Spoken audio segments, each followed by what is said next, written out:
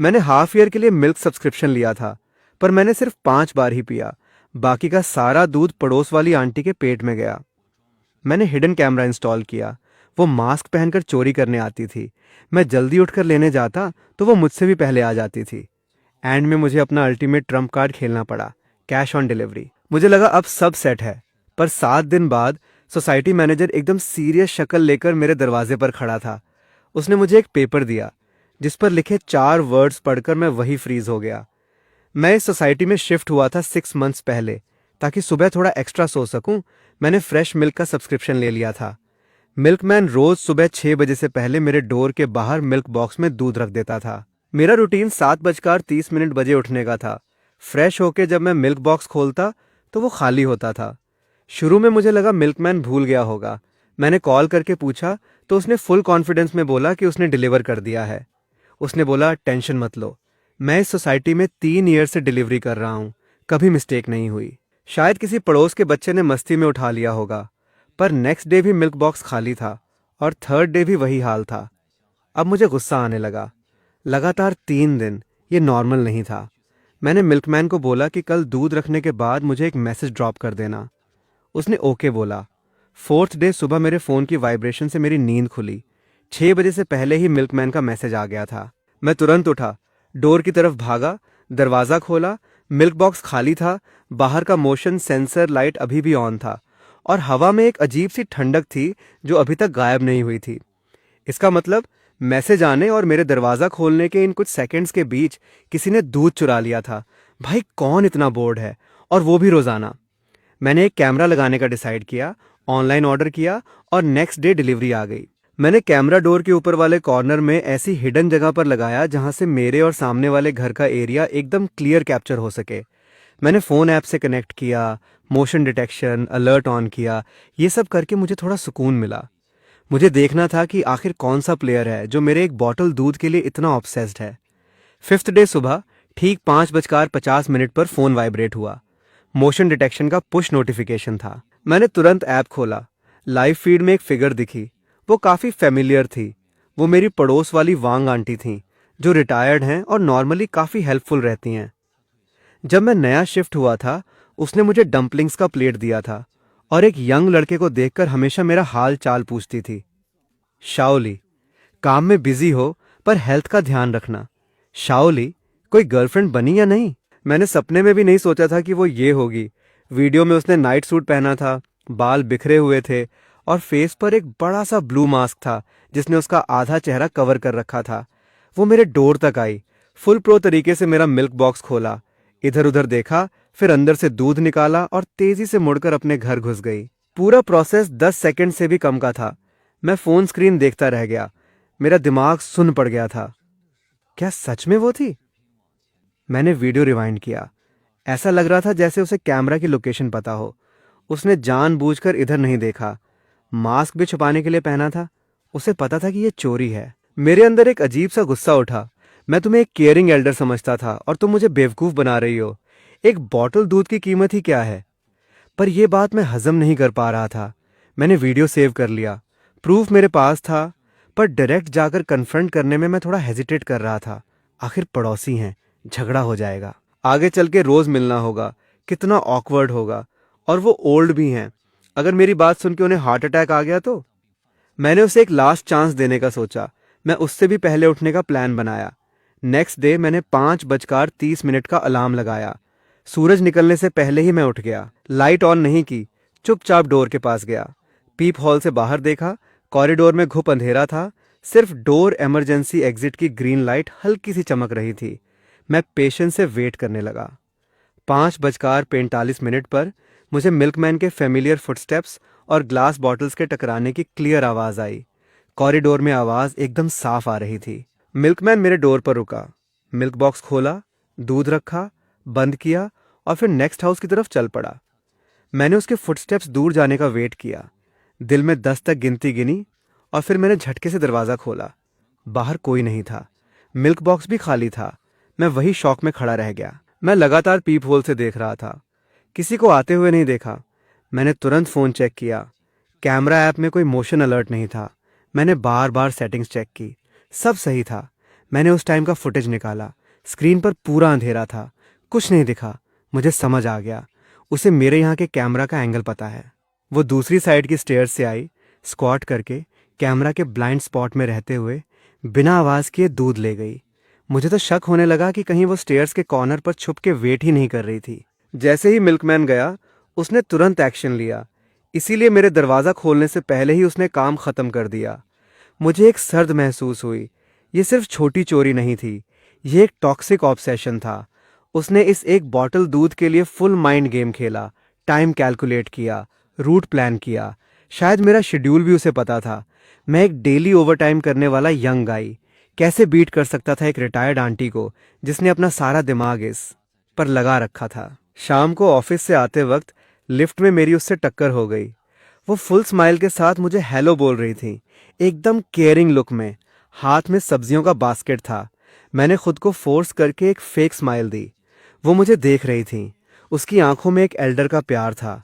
मैं उसके उस स्माइलिंग फेस को देखकर सुबह वाले उस मास्क्ड और स्नीकी फिगर से मैच ही नहीं कर पा रहा था। ऐसे लोग सच में स्कैरी होते हैं।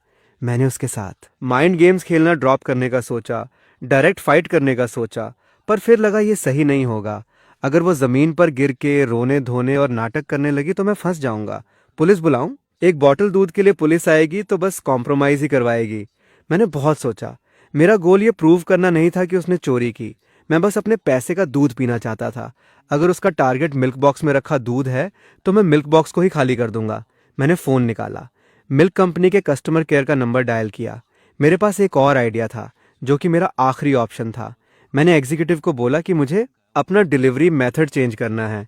हेलो सर, बताइए मैं आपकी क्या हेल्प कर सकती हूँ? मैं नहीं चाहता कि मिल्कमैन दूध बॉक्स में रखे। क्या मिल्क बॉक्स में कोई इशू है? नहीं, मैं अब प्रीपेड सब्सक्रिप्शन नहीं चाहता। मैं कैश ऑन डिलीवरी स्क्वाड में शिफ्ट होना चाहता हूँ। सर, हमारे मोस्टली क्लाइंट्स मंथली या ईयरली प्रीपेड लेते हैं, उसमें डिस्काउंट मिलता है। मुझे पता है, कोई बात नहीं। मुझे ट्रबल से डर नहीं लगता। मैं चाहता हूँ कि मिल्कमैन रोज सुबह आकर डायरेक्ट डोर नॉक करे और मैं फेस टू फेस पे करके दूध ले लूँ।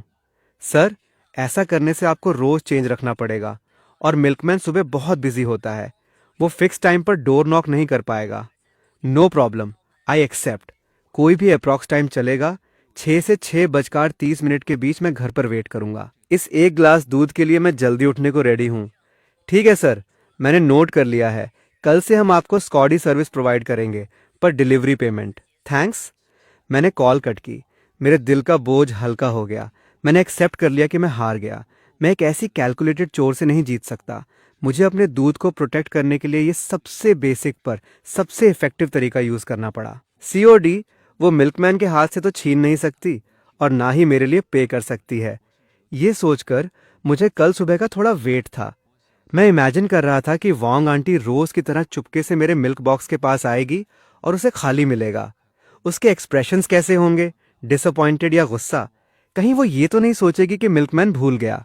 और फिर रोज वही खाली बॉक्स खोलते खोलते फाइनली उसे रियलाइज होगा कि उसका फ्री वाला दूध अब बंद हो चुका है। ये फीलिंग उसके सामने जाकर उसका पर्दाफाश करने से कहीं ज्यादा सेटिस्फाइंग थी। उस रात मैं बहुत अच्छी नींद सोया। नेक्स्ट डे सुबह मैं ठीक 6 बजे उठ गया, बिना किसी अलार्म के। मैं लिविंग रूम में गया, एक कप चाय बनाई और सोफा पर बैठकर वेट करने लगा। 6:15 पर डोर पर हल्के से नॉक हुआ। 3 बार रिदम में। मैं उधर गया। मैंने डोर खोला और जो चेंज मैंने पहले से रेडी रखा था वो मिल्कमैन को दे दिया। मिल्कमैन ने एक इनोसेंट सी स्माइल दी और मुड़कर चला गया। मैंने डोर बंद किया, दरवाजे से टेक लगाई, अपने हाथ में पकड़ी मिल्क बॉटल को देखा। बॉटल ठंडी थी और उस पर बाहर की नमी थी। मैंने कैप खोली, एक बड़ा सिप लिया। एक रिच क्रीमी फ्लेवर ने मेरे पूरे मुंह को भर दिया। यही वो टेस्ट था। मुझे कितने टाइम बाद ये मिला था? हाफ ईयर, 180 डेज से ज्यादा। मैंने सिर्फ 5 बार पिया था। ये सिक्स्थ टाइम था जो मैंने अपनी स्मार्टनेस और कॉम्प्रोमाइज से जीता था। मैं बॉटल लेकर विंडो के पास गया। हल्का हल्का उजाला हो रहा था। नीचे कुछ ओल्ड लोग मॉर्निंग वॉक कर रहे थे। सब कुछ बहुत पीसफुल था। मैंने फोन निकाला, कैमरा चेक किया। मेरे डोर बंद करने के 1 मिनट के अंदर ही वोंग आंटी की फिगर वहां आ गई। वो सेम वैसे ही ड्रेस्ड थी, मास्क पहने हुए, दबे पांव मेरे मिल्क बॉक्स के पास आई। प्रो तरीके से खोला और फिर वो फ्रीज हो गई। उसने काफी देर तक बॉक्स में हाथ फेरा। उसने बॉक्स बंद किया, फिर खोला। अभी भी खाली था। वो सीधी खड़ी हो गई और ब्लैंक होकर इधर उधर देखने लगी, जैसे सोच रही हो कि सिस्टम में कहाँ ग्लिच आया। वो स्टेयर्स तक गई, वहां चेक किया, फिर वापस आई और फाइनली फ्रस्ट्रेट होकर वहां से निकल गई। मैं ये फुटेज देख रहा था, मेरी स्माइल कंट्रोल नहीं हो रही थी। उस दिन मेरा मूड एकदम टॉप पर था। नेक्स्ट फ्यू डेज रोज सुबह 6 बजे के बाद मिल्कमैन टाइम पर मेरा डोर नॉक करता। मैं कैश देता, दूध लेता और अपनी हार्ड अर्न्ड मिल्क पीकर अपना डे स्टार्ट करता। रोज सुबह आदत के मुताबिक मैं कैमरा ऑन करता। वांग आंटी हमेशा मिल्कमैन के जाने के कुछ मिनट्स बाद आती। रोज बिना थके मेरा मिल्क बॉक्स खोलती और डिसअपॉइंटेड होकर चली जाती। एक पॉइंट पर मुझे उस पर थोड़ा तरस भी आया, पर जब उसके पिछले कारनामे याद आते तो ये सिंपैथी हवा हो जाती। मैंने उसका पर्दाफाश नहीं किया, यही मेरी सबसे बड़ी मर्सी थी। मैंने बस अपनी चीज वापस ली थी जो मेरी थी। हम अब भी लिफ्ट में मिलते थे, पर उसके फेस से स्माइल गायब हो चुकी थी। मुझे देखकर वो बस रिलक्टेंटली नॉड करती। उसकी आंखों में गुस्सा और क्यूरियोसिटी थी। मुझे लगता है वो ये सोच रही थी कि मैंने आखिर क्या जुगाड़ लगाया। मैंने बिल्कुल अनजान बनकर रोज की तरह उसे ग्रीट किया। गुड मॉर्निंग वांग आंटी, उसने बड़े ड्राई तरीके से हम बोला। लिफ्ट में पिन ड्रॉप साइलेंस था। मुझे ये वाइब अच्छी लग रही थी। Mind your own business. मेरी दुनिया शांत हो गई थी। ये पीसफुल रूटीन 1 वीक तक चला। मुझे लगा ये मैटर यहीं खत्म हो जाएगा। मुझे लगा हमारी मिल्क वाली वॉर मेरे इस स्मार्ट मूव के साथ एंड हो गई। मैं बहुत नेव था। मैंने एक टॉक्सिक इंसान की लिमिट्स को अंडर एस्टिमेट कर दिया था। 7th डे की शाम मैं घर पर बैठकर ऑफिस का काम कर रहा था। डोरबेल बजी। मुझे लगा फूड डिलीवरी होगी। मैं उठ के दरवाज़ा खोलने गया। बाहर सोसाइटी मैनेजर खड़ा था, मिस्टर लियू, एक 40 सेकंड का मिडिल एज्ड आदमी। नॉर्मली उससे ज्यादा बात नहीं होती थी। उसके पीछे 2 सिक्योरिटी गार्ड्स यूनिफॉर्म में खड़े थे। मिस्टर लियू, क्या बात है? मैं थोड़ा सरप्राइज हुआ। मिस्टर लियू का एक्सप्रेशन बहुत सीरियस था, यूं कहें कि हैवी था। उसने कुछ नहीं बोला, बस मुझे ऊपर से नीचे तक स्कैन किया। उसकी लुक ऐसी थी जैसे मैं कोई क्रिमिनल हूं, जो मुझे काफी अनकंफर्टेबल लगा। तुम शाओ ली हो ना? फाइनली उसने बोला, एकदम ऑफिशियल टोन में। हाँ, मैं ही हूं। कुछ बात वेरीफाई करनी थी तुमसे। ये बोलते हुए उसने गार्ड के हाथ से एक फोल्डर लिया। उसमें से एक HR पेपर निकाला और मेरे सामने कर दिया। पहले ये पढ़ो। उसका एक्सप्रेशन ऐसा था जैसे कोई जज कोई वर्डिक्ट सुना रहा हो। मेरे दिल की धड़कन रुक गई। मुझे एक नेगेटिव वाइब आई। मैंने वो पेपर लिया। वो प्रिंटेड था। उस पर कुछ बोल्ड ब्लैक लाइंस थीं।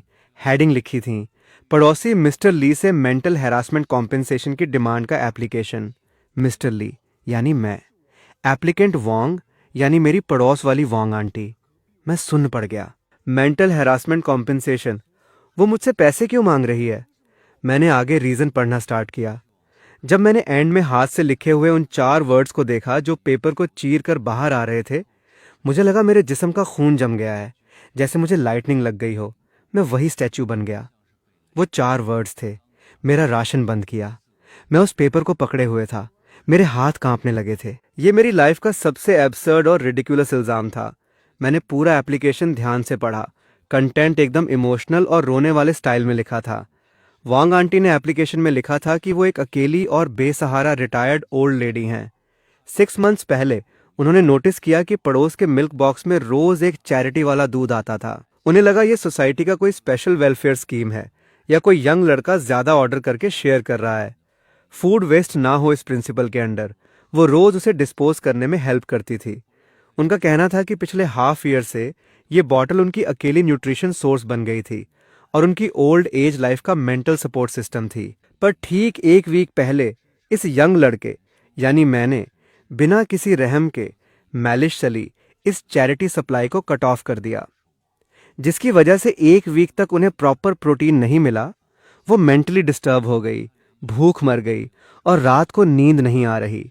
इससे उनका बीपी और हार्ट प्रॉब्लम ट्रिगर हो गया, जिससे उन्हें मैसिव मेंटल ट्रॉमा और फिजिकल डैमेज हुआ है। इसीलिए वो स्ट्रांगली डिमांड करती हैं कि मैं तुरंत मिल्क सप्लाई रिस्टोर करूं और उन्हें मेंटल हैरासमेंट, न्यूट्रिशन और कॉम्पेंसेशन के नाम पर टोटल 5,000 रुपये पे करूं। पढ़कर मेरे गुस्से से बुरा हाल हो गया। मुझे लगा मैं कोई कंप्लेन नहीं, बल्कि कोई डार्क कॉमेडी नॉवल पढ़ रहा हूं। ये दूध, हेल्प करना, मेंटल सपोर्ट मेरा राशन काटना।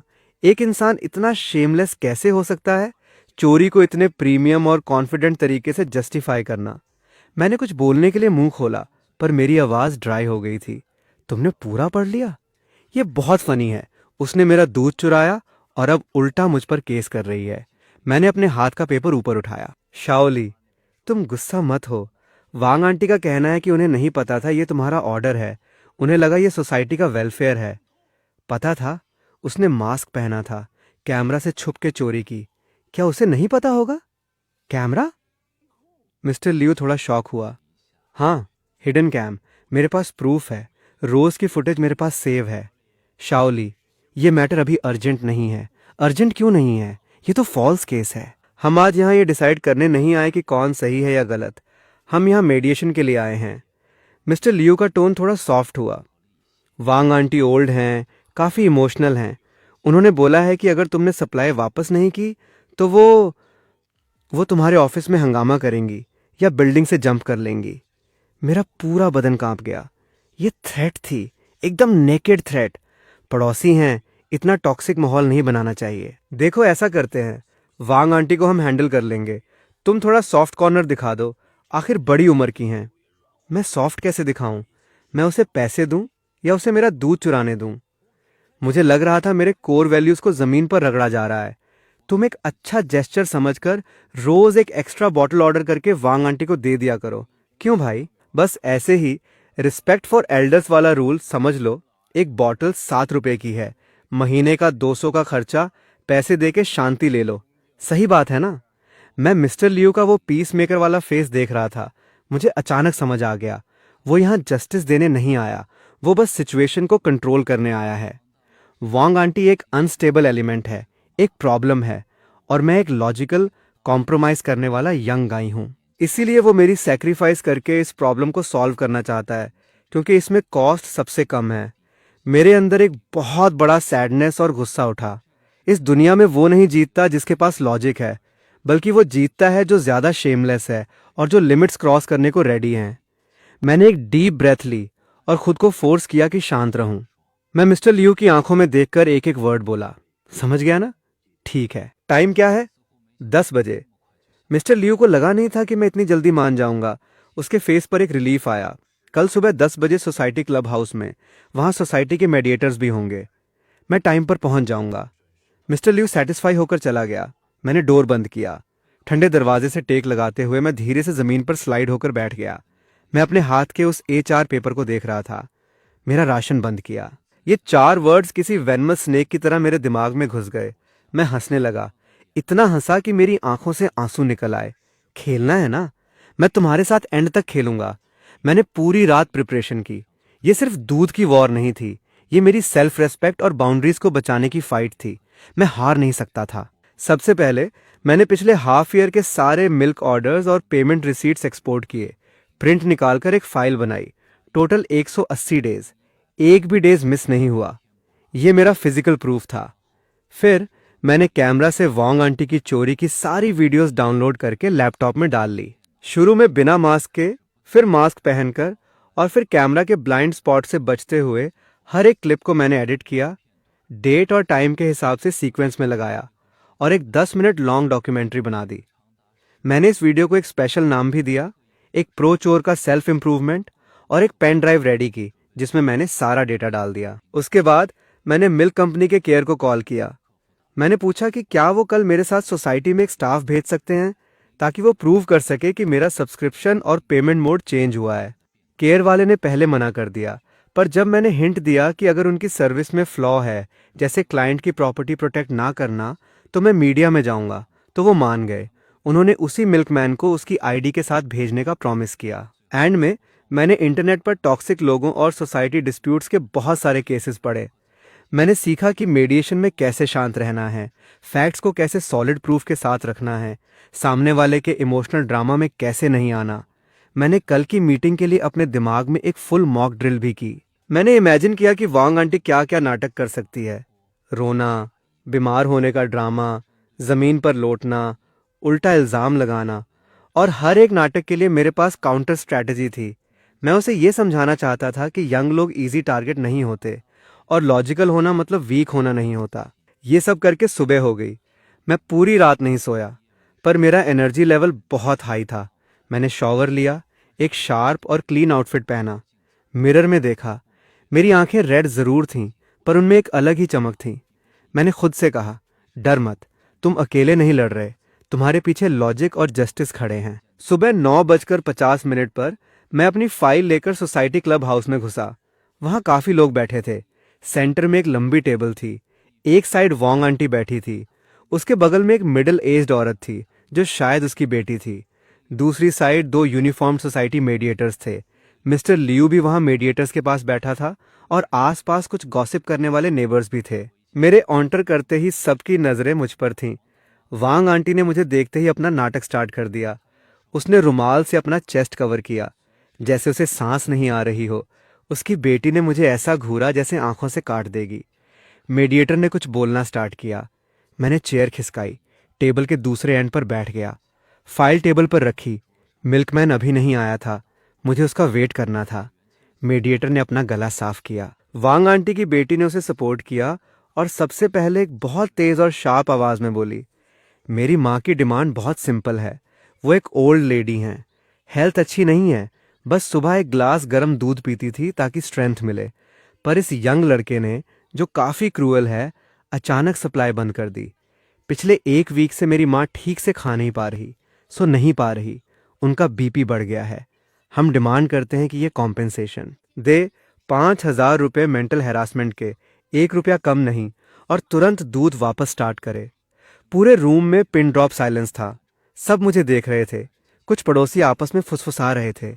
मैं उनकी जजमेंटल नज़रों को फील कर सकता था जो चुभ रही थी। मैंने तुरंत रिप्लाई नहीं किया। मैं बस शांति से उस बेटी का नाटक देखता रहा। जब वो ख़त्म हुई तब मीडिएटर मेरी तरफ मुड़ा। वांग आंटी की फैमिली के क्लेम्स पर तुम्हारा क्या कहना है? इससे पहले कि मैं कुछ बोलता, वांग आंटी ने अपना ड्रामा स्टार्ट कर दिया। मैं बहुत दुखी हूँ। मैं एक अकेली ओल्ड औरत हूँ, बस एक ग्लास दूध पीना चाहती थी। इसमें क्या गलत है? मुझे लगा ये सरकार का फ्री राशन है। अगर मुझे पता होता कि ये इस लड़के का है तो मैं कभी नहीं लेती। वो रोते रोते चुपके से रुमाल के पीछे से मेरा रिएक्शन चेक कर रही थी। उसकी एक्टिंग नेक्स्ट लेवल थी। वांग आंटी, आप रोना बंद कीजिए, हम एक एक पॉइंट पर बात करेंगे। सबसे पहले मैं एक बात क्लियर कर दूं, जिसे आप चैरिटी या सरकारी राशन बोल रही हैं, वो मेरा पर्सनल खरीदा हुआ प्रोडक्ट है जो मैं हर महीने पे करता हूँ। ये मेरे पिछले हाफ ईयर के सारे ऑर्डर्स और पेमेंट प्रूफ्स हैं। इस पर मेरा नाम, मेरा फ़ोन नंबर और मेरा फ्लैट नंबर लिखा है। टोटल 183 डेज, टोटल 1,281 रुपये, जो 100% मैंने पे किए हैं। मेडिएटर और मिस्टर लियू दोनों देखने के लिए आगे झुके। वांग आंटी की बेटी ने भी एक नज़र डाली। उसका चेहरा थोड़ा ऑकवर्ड हो गया। सेकंड, आप कह रही हैं कि आपको लगा ये फ्री है और आपको नहीं पता ये मेरा है। ये बात मुझे हजम नहीं हो रही। आप रोज सुबह 5:50 से 6 के बीच दूध लेती हैं, जब ज्यादातर लोग सो रहे होते हैं। आप मास्क पहनती हैं और मेरे कैमरा से जानबूझ करती बचती हैं। अगर सच में फ्री का राशन होता तो इतनी चोरी छुपे करने की क्या जरूरत थी? तुम झूठ बोल रहे हो। मेरी माँ मॉर्निंग वॉक के लिए जल्दी उठती हैं, मास्क सर्दी से बचने के लिए पहनती हैं। क्या कैमरा? हमें किसी कैमरा का नहीं पता। नहीं पता? आज मैं बाई चांस कुछ मॉर्निंग वर्कआउट के क्लिप्स लाया हूँ। क्या सबको मिलकर एंजॉय करना चाहिए? मेरी बात खत्म होते ही क्लब हाउस का डोर खुला। मिल्कमैन हांफते हुए अंदर आया। सॉरी सॉरी, ट्रैफिक में फंस गया था, लेट हो गया। उसने अपनी यूनिफॉर्म पहनी थी, चेस्ट पर आईडी कार्ड लटक रहा था। मैंने उसे नॉड किया। कोई बात नहीं, बिल्कुल टाइम पर आए हो। मेरी बैकअप आ गई थी। मैं सामने बैठी माँ बेटी को देख रहा था। उनके एक्सप्रेशंस चेंज होने लगे थे। भाई, प्लीज सबको बताओ कि मैंने अपना पेमेंट मेथड क्यों चेंज किया। मिल्कमैन ने नॉड किया और अपना गला क्लियर किया। क्योंकि इस सर ने मुझे कंप्लेन की थी कि उन्होंने हाफ ईयर का सब्सक्रिप्शन लिया है, पर ऑलमोस्ट रोज उनका दूध गायब हो जाता है। इसीलिए उन्होंने कहा कि मैं खुद आकर डोर नॉक करूं और वो कैश पे करें। एक लाइन ने सीधा चैरिटी वाले दूध का झूठ पकड़ लिया। आसपास के पड़ोसियों की गॉसिप का डायरेक्शन चेंज होने लगा। तो ये चोरी थी। मैंने तो पहले ही कहा था, इतना अच्छा फ्री राशन कहाँ मिलता है। वांग आंटी का चेहरा लाल और सफेद पड़ने लगा। उसकी बेटी के लिप्स कांप रहे थे। वो कुछ बोलना चाहती थी पर बोल नहीं पाई। चोरी नहीं की, मैंने देखा बॉक्स में रखा है तो ले लिया। वहां कोई नहीं पी रहा था, तो क्या वेस्ट नहीं होता? अब वो शेमलेस होने लगी थी। मैं ओल्ड हो गई हूँ, मेमोरी वीक है। मुझे लगा मैंने खुद ऑर्डर किया था और भूल गई। ये कैसा एक्सक्यूज था जिसे खुद उसे भी यकीन नहीं था। मेमोरी वीक है, कोई बात नहीं, मैं याद दिलाता हूँ। मैं खड़ा हुआ, रूम के कॉर्नर में रखे टीवी के पास गया, पेन ड्राइव निकाली और टीवी के यूएसबी पोर्ट में डाल दी। मिस्टर लियू, प्लीज़ रिमोट देना। मैंने टीवी ऑन किया, पेन ड्राइव मोड सेलेक्ट किया। स्क्रीन पर एक फोल्डर आया। रिमोट से मैंने उस फाइल को प्ले किया जिसका नाम था एक प्रो चोर का सेल्फ इम्प्रूवमेंट। वीडियो प्ले होने लगी। पहला क्लिप हाफ ईयर पहले का था।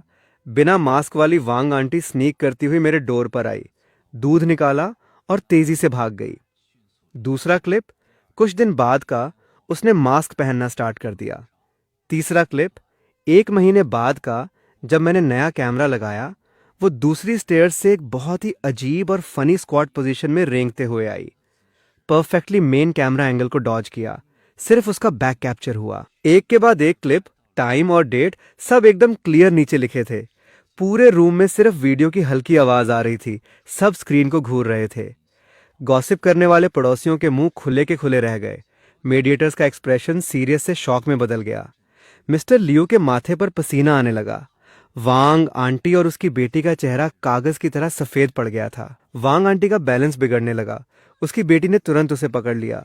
मैंने पॉज बटन दबाया। स्क्रीन पर एग्जैक्टली वांग आंटी का क्लोजअप था, जिसमें उसने मास्क पहना था और चोरी की नजरों से कैमरा की तरफ देख रही थी। मैंने बस अपनी चीज वापस लेने की कोशिश की। क्या ये गलत है? क्योंकि चोर को चोरी करने नहीं मिली तो उसे मेंटल ट्रॉमा हो गया। ये कैसा लॉजिक है? ये तो रॉबर वाला लॉजिक है। आज आप लोग मेडिएशन करना चाहते हो ना? बढ़िया, मैं भी मेडिएशन चाहता हूँ। मैंने टेबल से वो एचआर पेपर उठाया और वांग आंटी के सामने जा खड़ा हुआ।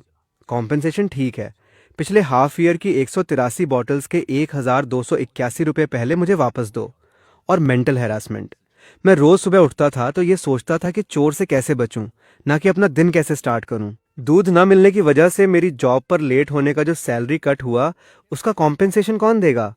सबसे इंपॉर्टेंट, पब्लिक अपॉलजी।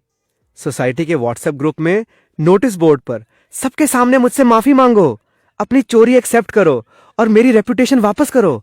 मेरी आवाज पूरे रूम में गूंज रही थी, एकदम सॉलिड और हैवी। वांग आंटी मुझे देख रही थी, उसके लिप्स पर्पल पड़ गए थे और पूरा बदन कांप रहा था। अचानक उसकी आंखें ऊपर चढ़ गईं और वो सीधे पीछे की तरफ गिर गई। क्या हुआ? जल्दी एम्बुलेंस बुलाओ। मिस्टर लियू पैनिक में आ गया। फोन निकालकर इमरजेंसी डायल करने लगा। दोनों मेडिएटर्स भी घबराकर उसके पास दौड़े। आसपास के पड़ोसी चिल्लाने लगे या पीछे हटने लगे ताकि किसी पंगे में ना फंसे। तुम्हारी वजह से हुआ ये। अगर मेरी माँ को कुछ हो गया तो मैं तुम्हें नहीं छोड़ूंगी। मैं ठंडे दिमाग से वही खड़ा रहा। ये नाटक देख रहा था, फेक इलनेस। ये उन स्क्रिप्ट्स में से एक थी जिसका मैंने मॉक ड्रिल किया था। मैं ऐसे लोगों को बहुत अच्छी तरह जानता हूं जब लॉजिक काम ना करे और प्रूफ सामने हो तो इनका आखिरी वेपन इनकी अपनी बॉडी होती है। विक्टिम कार्ड खेलकर मॉरल ब्लैकमेल करना, मैं हिला भी नहीं। मुझे जरा सा भी पैनिक नहीं हुआ। मैं बस शांति से तमाशा देख रहा था। अगर सच में कुछ हुआ तो एम्बुलेंस आ जाएगी। अगर नाटक है तो ये शो कभी तो बंद होगा। एम्बुलेंस जल्दी ही आ गई। 2 पैरामेडिक्स स्ट्रेचर लेकर अंदर आए और बेसिक चेकअप किया। फैमिली मेंबर कौन है? मैं इनकी बेटी हूं। पेशेंट को बीपी और हार्ट की हिस्ट्री है। ये इमोशनल स्ट्रेस की वजह से टेम्पररी फेंटिंग है। सीरियस कुछ नहीं है, पहले हॉस्पिटल ले जाओ ऑब्जर्व करने के लिए। डॉक्टर की बातों ने मेरा शक सच कर दिया। कुछ सीरियस नहीं था। वांग आंटी की बेटी खून कर दिया। चिल्लाते हुए स्ट्रेचर के पीछे बाहर गई। मेरे पास से गुजरते वक्त उसने मुझे नोचने की कोशिश की, पर गार्ड्स ने उसे रोक लिया। एक ग्रैंड मेडिएशन मीटिंग इस तरह एम्बुलेंस के साथ खत्म हो गई। लोग चले गए, क्लब हाउस शांत हो गया। जो पड़ोसी बचे थे वो मुझे कॉम्प्लेक्स नजरों से देख रहे थे, कुछ सिंपैथी, कुछ सेटिस्फैक्शन और कुछ डर। मिस्टर लियू पसीना पोंछते हुए आया। शाओली, देखो क्या हंगामा हो गया। मिस्टर लियू, आज जो हुआ सबने देखा। वीडियो फुटेज मैंने मेडिएटर्स को दे दी हैं। मेरी डिमांड्स भी क्लियर हैं।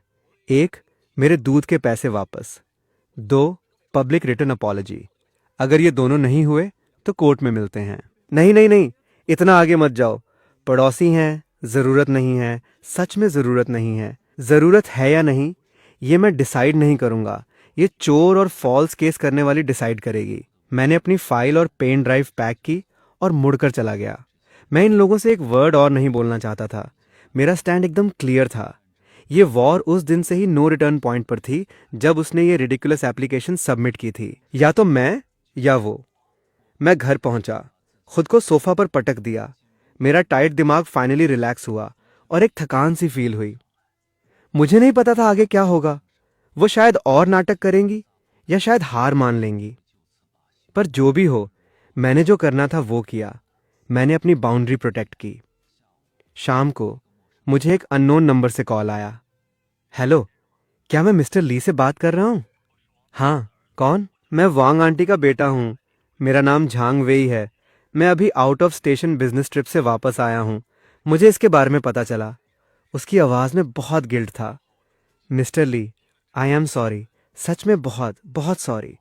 मैं अपनी माँ को ठीक से हैंडल नहीं कर पाया, आपको इतनी परेशानी दी। मैं चुप रहा, कुछ नहीं बोला। वो एक्चुअली बुरी नहीं है, बस ओल्ड एज की वजह से थोड़ी कंफ्यूज्ड रहती हैं और छोटी मोटी चीज़ें फ्री में लेने की आदत है। मिस्टर झांग, ये छोटी चोरी नहीं है। लगातार हाफ ईयर तक रोज प्लान करके चोरी करना, पकड़े जाने के बाद सुधरने के बजाय फैमिली के साथ मिलकर मुझ पर फॉल्स केस करना और पैसे मांगना, इसे छोटी चोरी नहीं, टॉक्सिक कैरेक्टर कहते हैं। लाइन पर साइलेंस छा गया। मैं उसकी हैवी ब्रीदिंग सुन सकता था। आप सही कह रहे हैं, मैंने गलत बोल दिया। मैं अपनी माँ और बहन की हरकतों के लिए आपसे प्रॉपरली माफ़ी मांगता हूँ। मैंने आपका क्लब हाउस वाला वीडियो देखा और वो एप्लीकेशन भी पढ़ी। मुझे उनकी जगह शर्म आ रही है। मिस्टर ली, ऐसा करते हैं, आपका जो भी नुकसान हुआ है, दूध के पैसे और आपकी सैलरी कट, हम आपको डबल पे करेंगे। और मैं उनसे एक अपॉलजी लेटर लिखवाकर नीचे नोटिस बोर्ड पर चिपका दूंगा, चलेगा? उसका एटीट्यूड बहुत जेन्युइन था, उसकी माँ और बहन से एकदम अलग। मैंने सोचा, मेरा मकसद पैसे नहीं थे और ना ही उन्हें बैंकरप्ट करना। मैं बस जस्टिस चाहता था, एक अपॉलजी। डबल की जरूरत नहीं, बस दूध के 1281 रुपये ट्रांसफर कर दो। ये उन्हें पे करने ही थे और अपॉलजी लेटर मुझे देखना है। ठीक है, ठीक है, नो प्रॉब्लम। आपके फॉरगिव करने का बहुत शुक्रिया। हॉस्पिटल का काम निपटा कर मैं खुद आकर आपसे मिलूंगा। आने की जरूरत नहीं, मैं बस आगे से शांति चाहता हूँ, कोई मुझे डिस्टर्ब ना करे। समझ गया, आई प्रॉमिस। कॉल कट करने के बाद मेरे दिमाग में मिक्स्ड फीलिंग्स थीं, पर चीज़ें पॉजिटिव डायरेक्शन में जा रही थीं। एक समझदार बेटा होना शायद वांग आंटी की लाइफ का सबसे बड़ा लक था। नेक्स्ट डे सुबह मेरे फ़ोन पर एक ट्रांसफ़र नोटिफिकेशन आया, 1281 रुपये फ्रॉम झांग वेई। शाम को मैं कचरा फेंकने नीचे गया। नोटिस बोर्ड पर एक नया HR पेपर लगा था। एक अपॉलजी लेटर प्रिंटेड था। नीचे वांग आंटी का टेढ़ा मेढ़ा सिग्नेचर और लाल रंग का थंबप्रिंट था। लेटर में उसने अपनी हाफ ईयर की चोरी एक्सेप्ट की थी और मुझे जो परेशानी और बदनामी हुई उसके लिए डीप सॉरी बोला था और मुझसे फॉरगिव करने की भीख मांगी थी। मैं नोटिस बोर्ड के सामने काफी देर तक खड़ा रहा। बहुत से पड़ोसी गुजरे और उस लेटर पर बातें कर रहे थे। मैं जीत गया था। मैंने अपने तरीके से ये एब्सर्ड वॉर जीत ली थी। मुझे खुश होना चाहिए था, पर पता नहीं क्यों मैं बिल्कुल भी खुश नहीं था। मैं बस थका हुआ था, एक ऐसी थकान जो हड्डियों तक उतर गई थी। वो लेटर एक वीक तक बोर्ड पर लगा रहा। हमारी बिल्डिंग का सबसे बड़ा गॉसिप बन गया। वांग आंटी ने बाहर आना बंद कर दिया। मैंने सुना कि उसकी बेटी उसे अपने घर ले गई। झांग वेई ने मुझे एक मैसेज किया, दोबारा सॉरी बोला और बताया कि वो फ्लैट सेल कर रहे हैं। मैंने ऑल द बेस्ट रिप्लाई किया। सब खत्म हो गया था। मेरी लाइफ वापस नॉर्मल हो गई थी। रोज सुबह मिल्कमैन टाइम पर नॉक करता। मैं अपना दूध पीता। अब मुझे खाली बॉक्स का डर नहीं था, ना ही कैमरा खोलकर वो क्रिंज फुटेज देखनी पड़ती। कॉरिडोर शांत था। लिफ्ट में वो अनकंफर्टेबल औरत नहीं मिलती। मुझे मेरी शांति मिल गई थी। पर मुझे लगता था कुछ बदल गया है। मैं पैरानॉइड होने लगा था। सामने वाला पड़ोसी सुबह निकलते वक्त प्यार से हेलो बोलता तो मेरा पहला थॉट होता कि इसका क्या मोटिव है। नीचे नई शिफ्ट हुई फैमिली ने मुझे कुछ फ्रूट्स दिए। मैंने स्माइल करके ले लिया, पर डोर बंद करते ही सब कचरे में फेंक दिया। मैं डरता था। मुझे डर था कि इन स्माइलिंग फेसेस के पीछे कोई डार्क मोटिव ना हो। मुझे डर था कि ये हेल्प और काइंडनेस बस नेक्स्ट टाइम फायदा उठाने का सेटअप तो नहीं। वांग आंटी चली गई, पर वो एक घोस्ट की तरह मेरे दिमाग में बस गई। उसने मुझे इंसानियत का सबसे अगली और शेमलेस साइड दिखाया और सोसाइटी रिलेशंस पर मेरा जो थोड़ा बहुत भरोसा था वो तोड़ दिया। मैं इस सोसाइटी में नहीं रह सकता था। मैंने ऑनलाइन फ्लैट्स देखने स्टार्ट किए। मैं शिफ्ट होना चाहता था, किसी ऐसी दूर और नई जगह जहां कोई मुझे ना जानता हो। मैंने अपने दोस्त को ये बताया। वो शॉक हो गया। तुम तो जीत गए ना, उस ओल्ड लेडी को भगा दिया, तो अब क्यों शिफ्ट हो रहे हो? हाँ, मैं जीत गया, पर मैं बहुत थक कर जीता, ये प्रूव करने के लिए कि मैं गलत नहीं हूँ। मैंने पूरी रात जागकर प्रूफ इकट्ठे किए, प्लान्स बनाए, एक कोर्ट केस की तैयारी की। अपने 7 रुपए के एक बॉटल दूध के लिए मुझे खुद को एक एग्रेसिव फाइटर में बदलना पड़ा। मैं ऐसी लाइफ नहीं जीना चाहता। मैं रोज ये डर नहीं जीना चाहता कि कहीं कोई दूसरी वोंग आंटी ना आ जाए। मैं समझ सकता हूँ। एक कहावत है, mind your own business and run. कभी कभी लीव करना बेस्ट ऑप्शन होता है। हाँ, मैं भाग सकता हूँ। मैंने 1 महीने में नया फ्लैट ढूंढा, साइन किया। जिस दिन पैक कर रहा था धूप बहुत अच्छी थी। मैंने अपना सामान बॉक्स में डाला। एंड में मुझे वो हिडन कैमरा दिखा। मैंने उसे उखाड़ कर वापस बॉक्स में डाल दिया। अब मुझे इसकी जरूरत नहीं थी। आई होप नई जगह मुझे ये कभी यूज ना करना पड़े। मूवर्स का ट्रक नीचे खड़ा था। मैं अपना आखिरी सूटकेस खींचकर बाहर निकला। मैंने मुड़कर उस फ्लैट को देखा जहां मैं 1 साल से भी कम रहा। यहाँ मेरी ओवरटाइम की थकान थी, मेरी लाइफ की होप्स थीं, और एक ऐसी वॉर थी जिसने मुझे निचोड़ दिया। मैंने डोर लॉक किया, मुड़ा और लिफ्ट की तरफ चल पड़ा। नया फ्लैट एक नई सोसाइटी में था। नेबर शायद मेरी एज के यंग थे। लिफ्ट में मिलते तो पॉलिटली नॉड करते, पर कोई पर्सनल लाइफ में टांग नहीं अड़ाता। ये पर्सनल स्पेस मुझे बहुत कंफर्टेबल लग रहा था। मैंने दोबारा मिल्क सब्सक्रिप्शन नहीं लिया। एक छोटा फ्रिज खरीदा। वीक में एक बार सुपरमार्केट जाकर दही, दूध, हर फ्लेवर का स्टॉक भर लाता। सुबह उठता, फ्रिज से एक कार्टन निकालता और बड़ी बालकनी में खड़े होकर दूर की बिल्डिंग्स और स्काई को देखता। वो फीलिंग एकदम सिक्योर और फ्री थी। अब मुझे डर नहीं था कि फ्रिज से कुछ चोरी हो जाएगा। कभी कभी रात को मुझे वांग आंटी याद आती, उसका मास्क्ड फेस, उसकी बेटी की चिल्लाने की आवाज, वो HR पेपर जिस पर लिखा था मेरा राशन बंद किया। वो सब एक नाइटमेयर जैसा था। पर अब मुझे गुस्सा या सैडनेस नहीं होती। मुझे बस लगता है वो एक लेसन था, ह्यूमन नेचर, सोसाइटी और मेरी खुद की लाइफ का एक बहुत महंगा लेसन। उसने सिखाया कि काइंडनेस के साथ थोड़ा एटीट्यूड होना चाहिए। उसने सिखाया कि कॉम्प्रोमाइज करने से पीस नहीं मिलती। और उसने सिखाया कि जब कोई एनवायरनमेंट तुम्हें घुटन दे तो वहां से ब्रेव होकर निकल जाना ही अपने आप को प्रोटेक्ट करने का बेस्ट तरीका है। एक दिन मेरे एक पुराने दोस्त ने मुझे एक स्क्रीनशॉट भेजा। हमारी पुरानी सोसाइटी के व्हाट्सएप ग्रुप का कोई उस फ्लैट के बारे में बात कर रहा था। बोल रहा था कि नई शिफ्ट हुई फैमिली ने एक बड़ा डॉग पाला है जो रोज सुबह 5 बजे बाहर जाता है, कॉरिडोर में भौंकता है और पूरी बिल्डिंग की नींद खराब कर देता है। नया रहने वाला एक एग्रेसिव यंग गाय है। कोई कुछ बोलने जाए तो लड़ाई करता है। सोसाइटी मैनेजमेंट भी कुछ नहीं कर पा रही। ग्रुप में सब रो रहे हैं।